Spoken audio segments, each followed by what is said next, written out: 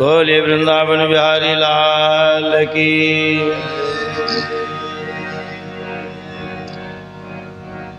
हम लोग श्री सत्यनारायण व्रत कथा के तृतीय अध्याय में प्रवेश कर रहे हैं। यह मैं YouTube चैनल के माध्यम से आप लोगों को सुनाऊंगा। 2 अध्याय हमारा YouTube चैनल पे पढ़ चुका है। यह आज तृतीय अध्याय का शुभारंभ कर रहे हैं। आइए कथा में प्रवेश करने से पहले भगवान के नाम का संकीर्तन, उसके बाद भगवान की वर्णमयी कथा में प्रवेश करेंगे। श्री कृष्ण गोविंद हरे मुरारी, हे नाथ नारायण वासुदेवा। श्री कृष्ण गोविंद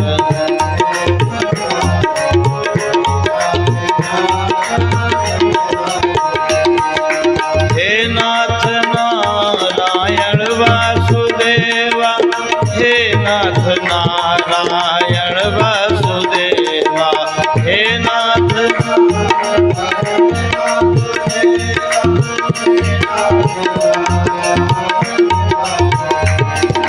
ये तुम्हारो स्वामी सखा हमारे, हे नाथ नारायण वासुदेवा। ये तुम्हारो स्वामी सखा हमारे, हे नाथ। श्री कृष्ण गोविंद हरे मुरारी, हे नाथ नारायण वासुदेवा। श्री कृष्ण गोविंद हरे मुरारी।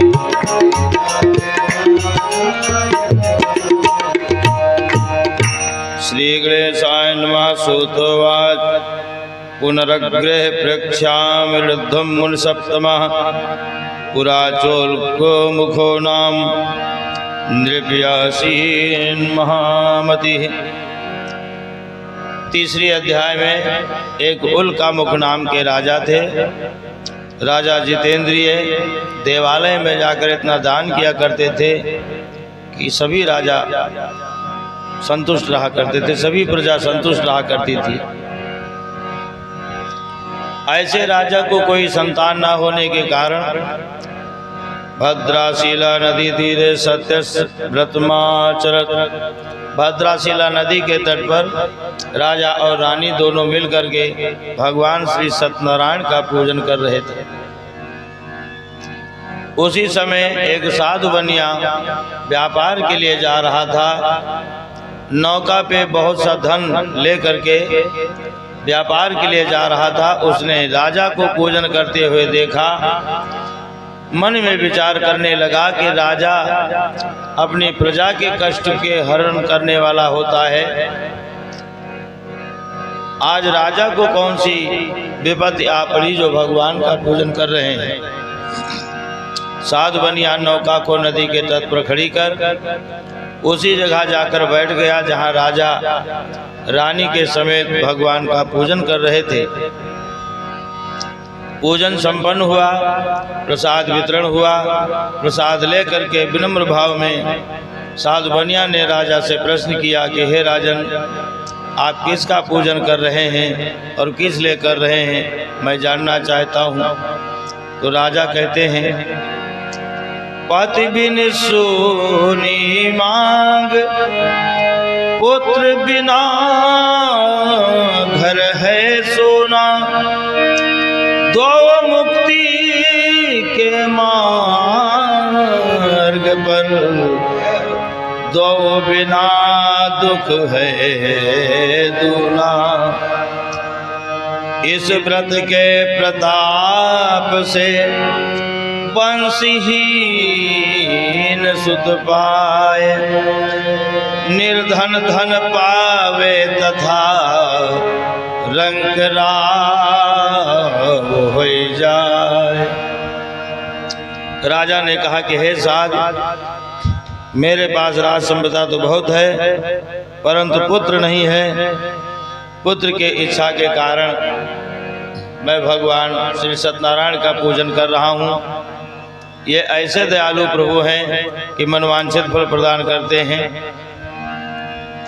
साधु बनिया ने कहा कि हे राजन, मेरे भी कोई संतान नहीं है, मैं भी अपने घर जाकर के भगवान का पूजन करूंगा, मुझे भी पूरा विधान बतलाइए। राजा ने पूरा विधान बतलाया। साधु बनिया व्यापार से निवृत्त होकर जब अपने घर वापस गया, अपनी लीलावती, अपनी प्रिय लीलावती से कहने लगा कि हे प्रिय, एक उल्कामुख नाम के मुखारबिंद से व्रत सुन करके आया हूँ जो पुत्र देने वाला है। लीलावती ने कहा, हे स्वामी, ये तो बड़ा उत्तम विचार है, कल प्रातः काल ही इस व्रत को किया जाए, क्योंकि हमारे बाबा कबीरदास जी कहते हैं, काल करे सो आज कर, आज करे सो अब, पल में परलय होगे, बहुरी करोगे कब। साधु बनिया ने कहा, है प्रिय, जब संतान होगी तब भगवान का पूजन किया जाएगा। लीलावती ने कहा, क्या संतान से बढ़कर के धन मूल्यवान है? तो साधु बनिया ने कहा, नहीं, टका धर्मा टका कर्मा टका ही परमं तपः, यस्य गेहे टका नासति हा टका टक टकायते। बिना पैसे का ना तो मैं कोई कर्म कर सकता हूँ, ना कोई धर्म कर सकता हूँ, ना पूजन सामग्री मुझे मिल सकती है, ना मैं बंधु बांधवों को बुला करके उनके लिए प्रसाद एकत्रित कर सकता हूँ। इसलिए हे प्रिय, पहले मुझे कुछ धन कमाने दो, उसके बाद मैं भगवान का पूजन करूँगा। इस प्रकार का वचन सुनकर स्त्री लीलावती चुप हो गई। भगवान के प्रसाद को ग्रहण किया, जिसके प्रभाव से 10 मास पश्चात उसके गर्भ से एक अत्यंत सुंदर कन्या ने जन्म लिया। वो इस प्रकार से बढ़ने लगी जिस प्रकार से शुक्ल पक्ष का चंद्रमा बढ़ता है। नित्य कला कला बढ़ने के कारण उसका नाम कलावती पड़ गया। एक दिन अपने स्वामी से लीलावती ने कहा, हे स्वामी, आपने संकल्प लिया था कि संतान होगी तो मैं भगवान का पूजन करूंगा।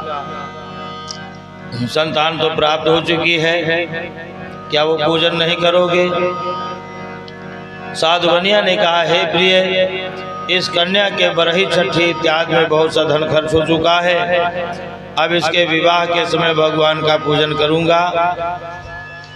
धीरे धीरे कला कला बढ़ती हुई कलावती कन्या अल्पकाल में ही पिता के घर से आनी हो गई।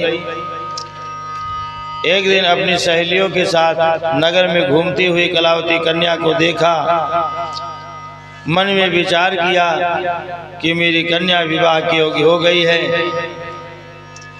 अपने दूतों को भेजा कि जाओ हमारे कन्या के लिए सुंदर श्रेष्ठ वर खोज करके लाओ। दूत लोग कंचनपुर नगर को गए, एक वैश्य पुत्र को देखा। उसके पिता का बहुत बड़ा व्यापार था, उसी के साथ विधि विधान से अपनी कन्या का विवाह कर दिया। तत्पश्चात दामाद को साथ लेकर के व्यापार के लिए चल दिया। रत्नसारपुर नगरे रंभे, रत्नसारपुर नगर पहुंचकर दामाद के साथ व्यापार करने लगा। भगवान रुष्ट हो गए और रुष्ट होकर के एक ऐसा उपाय किया कि वहां के राजा थे राजा चंद्रकेतु। एक दिन 2 चोर राजा के यहाँ धन चुरा कर भागे। चोरों के पीछे सिपाही लग गए। चोरों ने देखा कि मैं पकड़ा जाऊंगा, तो जहां पर साधु बनिया दामाद के साथ सोया था वहीं पर धन रख करके भाग गए। और सिपाहियों ने उन्हीं को चोर समझकर राजा के समीप ले आए। भगवान की माया के कारण राजा ने कोई भी बात साधु बनिया की नहीं सुनी। दृढ़ बांधकर महादुर्ग कारागार में डाल दिया। यहाँ तो साधु बनिया के साथ ये हाल हुआ। उसी रात्रि में साधु बनिया के घर में चोरी करवाई भगवान ने, और वो भी ऐसी चोरी जो कि माता और पुत्री के शरीर में जो वस्त्र था वही बचा, बाकी सब कुछ चोर उठा ले गए। एक दो दिन किसी तरह से व्यतीत हुआ। अंत में घर घर में भिक्षा मांगने लगी। और किस प्रकार का हाल हुआ। धन धनहीन फटे चिथड़े कपड़े, लिपटा अति भूख को पीड़ित दीना। धनहीन फटे चिथड़े कपड़े, लिपटा अति भूख, फिरती इतते उतते कपि चंचल, फिरती इतते उतते मान बिना अरु चित मलिना। मान बिना अरु जनकी सुनती फटकार तथा, सहती अपना उर ताप तुलना। अपनी गति पे बची तात सदा, मन सोचत क्यों विधि ने सुख जीना। अपने मन में पछता रही है, सोच रही है, विचार कर रही है कि मेरे पास सब कुछ था, फिर भगवान ने क्यों छीन लिया। यही सोचते हुए सायंकाल के समय एक ब्राह्मण के यहाँ भिक्षा के लिए गई। वहाँ पर उसने देखा कि श्री सत्यनारायण भगवान का पूजन हो रहा था। उस जगह पर बैठ गई और भगवान के प्रसाद को लेकर के काफी रात बीतने पर घर वापस आई। लीलावती क्रोधित होने लगी तो कलावती कन्या ने कहा रोते हुए कि हे माँ, मैं ब्राह्मण के यहाँ भिक्षा के लिए गई थी, परंतु वहां पर श्री सत्यनारायण विष्णु भगवान का पूजन हो रहा था। उस जगह पर मैं बैठ करके कथा सुन करके ये प्रसाद लेकर के आई हूँ। लीलावती ने मन में विचार किया, ये तो वही उत्तम विचार है, वही पूजन है जो हमारे पति देव ने संकल्प किया था, अभी तक नहीं किया।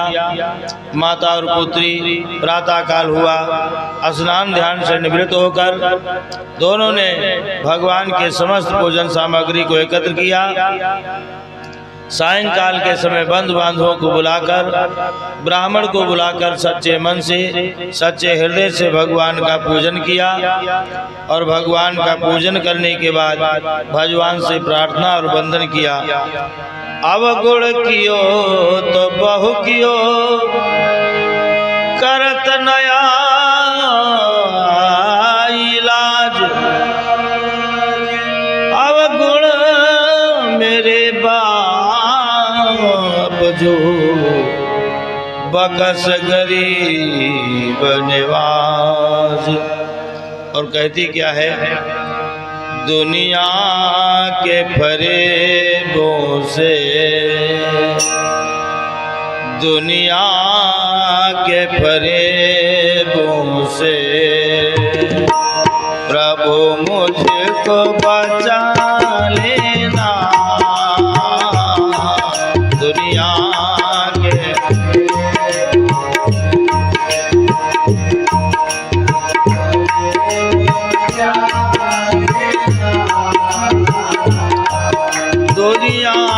के फरेबों से प्रभु मुझको बचा लेना। दुनिया के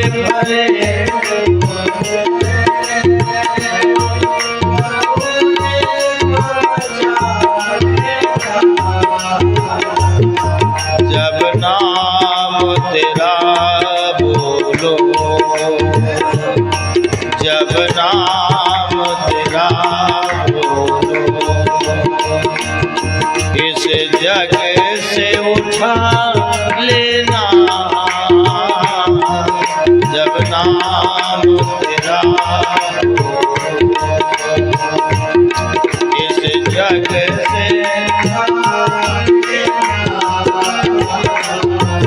दुनिया के भरे से प्रभु मुझे को बचा लेना दुनिया के भरे से। इस प्रकार से भजन पूजन से भगवान प्रसन्न हुए। उसी रात्रि में राजा चंद्रकेतु को स्वप्न में कहा कि हे राजन, कल प्रातः काल दोनों बनिया को कारागार से मुक्त कर दो। यदि ऐसा आप नहीं करोगे तो हम तुम्हारे राज्य सहित, तुम्हारे पुत्र सहित तुम्हारे धन को नष्ट कर दूंगा। रात्रि का देखा हुआ स्वप्न जब राजा सभा में आए, अपने ज्योतिषियों से कहा। ज्योतिषियों ने विचार करके कहा कि हे राजन, स्वप्न सत्य प्रतीत हो रहा है, अर्थात दोनों बनिया को कारागार से मुक्त कर देना चाहिए। ज्योतिषियों की बात मानकर राजा ने दूतों को आदेश दिया, दोनों बनिया को कारागार से मुक्त कराए। दोनों ने स्नान ध्यान किया। राजा ने सुंदर आभूषण दिया, सुंदर आभूषण पहन लिए। उसके बाद जो धन ले लिया था उसका दूना धन दे करके और बड़े प्रेम से कहा, आपको कोई भय नहीं है, निर्भय हो जाओ और अब आप अपने नगर के लिए प्रस्थान करें। तो जब साधु बनिया अपने नगर के लिए प्रस्थान करता है तो भगवान का भजन करता है। कहता क्या है? कृष्ण कहने से तर जाएगा, कृष्ण कहने पार भव से उतर जाएगा, पार भव से कृष्ण कहने से तर जाएगा, कृष्ण कहने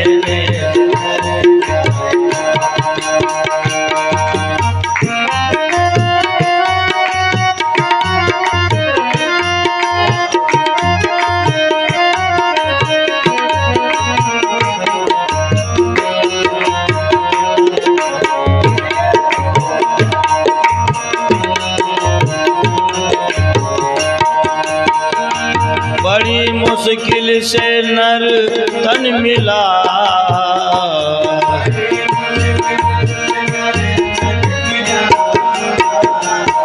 बड़ी मुश्किल से नर तन मिला, बड़ी मुश्किल से, बड़ी मुश्किल से नर तन मिला। क्या पता फिर किधर जाएगा, क्या पता पार भव से उतर जाएगा, पार भव से कृष्ण कहने से तर जाएगा, कृष्ण कहने से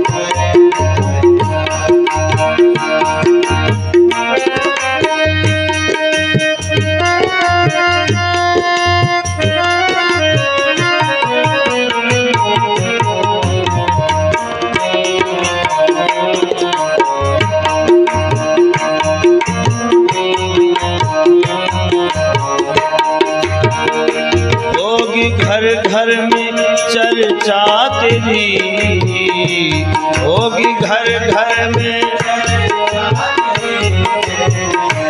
होगी, घर घर में चर्चा तेरी होगी, घर घर होगी, घर घर में चर्चा तेरी। जिस गली से गुजर जाएगा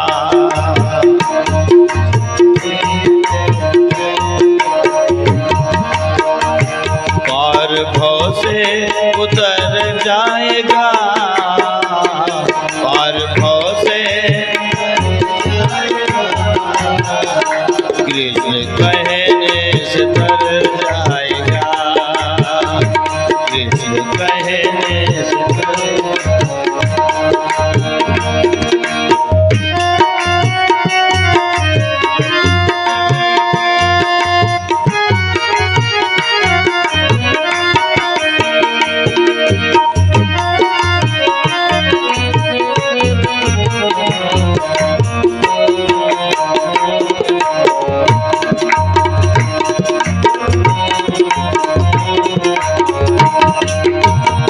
सब कहेंगे कहानी तेरी, सब कहेंगे,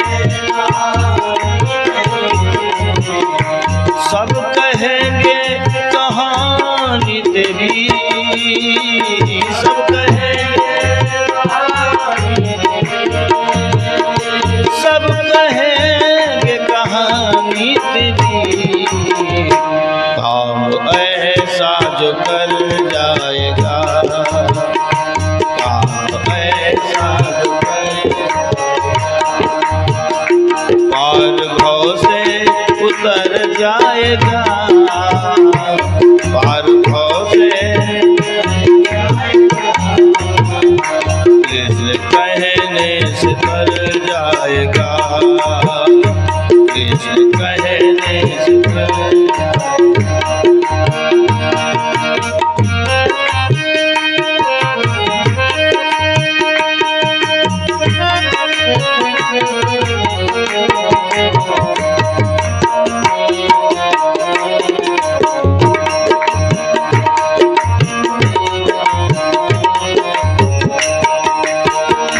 उसके आगे तू झोली फैला, उसके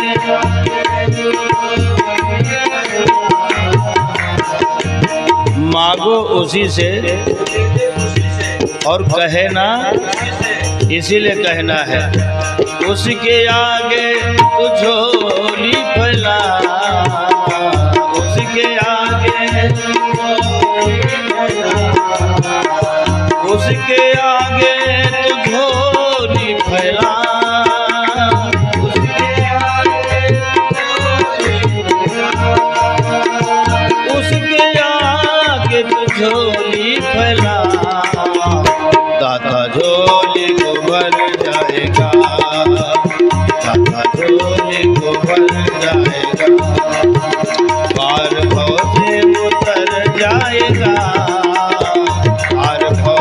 उतर जाएगा, कृष्ण कहने से तर जाएगा, कृष्ण कहने से तर जाएगा, श्याम कहने से तर जाएगा, कृष्ण कहने से तर जाएगा, श्याम कहने से तर जाएगा, कृष्ण कहने से तर जाएगा, श्याम कहने से तर जाएगा, कृष्ण कहने से तर जाएगा, श्याम कहने से तर जाएगा।